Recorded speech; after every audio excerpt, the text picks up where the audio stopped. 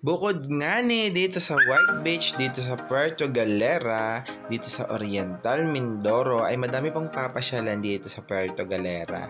Katulad nga nitong mangrove forest na may baywalk. Dito lang po yan sa Muelle Bay.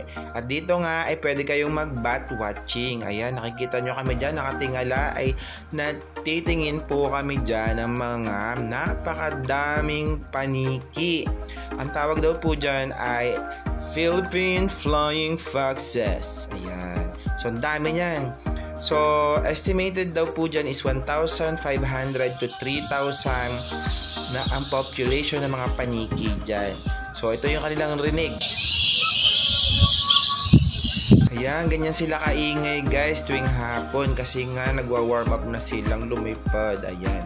So, malaking paniki yan na kulay golden brown at ang kinakain daw nila is prutas.